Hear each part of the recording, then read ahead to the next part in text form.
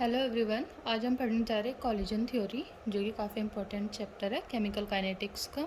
आई hope आपको समझ में आए। कॉलिजन थ्योरी किसने दी थी? ये theory given by Arrhenius and van half.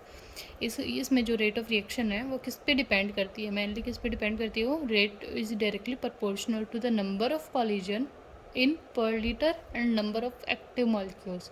जितने भी कॉलिजन्स होंगे 1 लीटर के अंदर, उस पर डिपेंड करती है। और नंबर ऑफ एक्टिव मॉलिक्यूल्स, कुछ मॉलिक्यूल्स होंगे जो पार्टिसिपेट नहीं कर रहे होंगे कॉलिजन्स में, तो उस पर ही डिपेंड नहीं करती। किस पे डिपेंड करेगी? जो भी एक्टिव मॉलिक्यूल्स होंगे उस पर डिपेंड करेगी।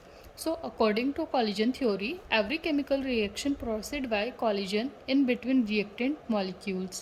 Alright, so collision theory क्या बोलती है कि जो भी chemical reaction होती है वो कैसे आगे proceed करती है? Collision in between, by the collision in between the reactant molecules. So we can say that the rate of chemical reaction depends on number of collision.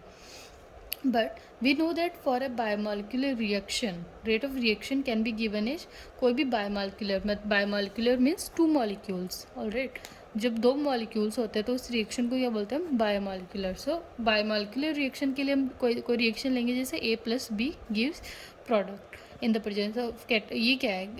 Rate constant. Alright, सो इसकी rate कैसे दे सकते हैं? Rate is equal to rate constant and concentration of the reactants. दोनों reactants की हमने concentration ले ली। अब we know that every collision don't form a product. कोई जितने भी कॉलिजन्स होते हैं वो सारे तो प्रोडक्ट नहीं बनाते हैं। कुछ इनएक्टिव कॉलिजन्स भी होते हैं जो कि प्रोडक्ट को नहीं देते। Only active molecules can convert into the product. उसी वजह से हमने पहले क्या बोला था कि रेट किस पे डिपेंड करती है? Only on the number of active molecules.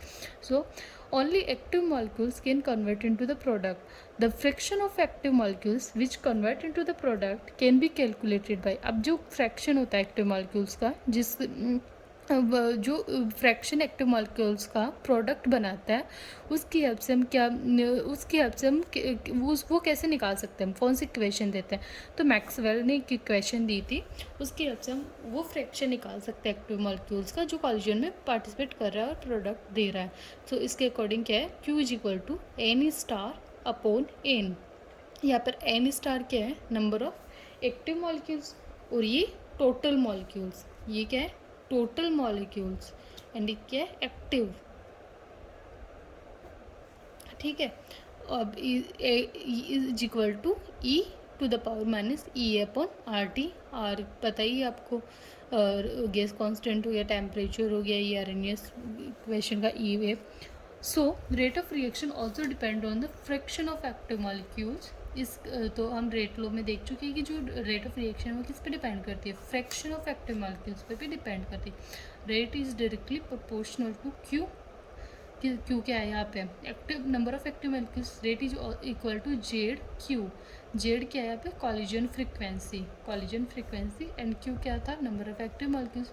फिर आगे rate is equal to Z E to the power minus E upon R T, क्योंकि क्यू की क्या, क्यू को क्या लिया था हमने अभी? Q was equal to E to the power minus E upon R T. वहाँ पर इसकी वैल्यू रखी, तो रेट क्या आ गई? Z into E to the power minus E upon R T.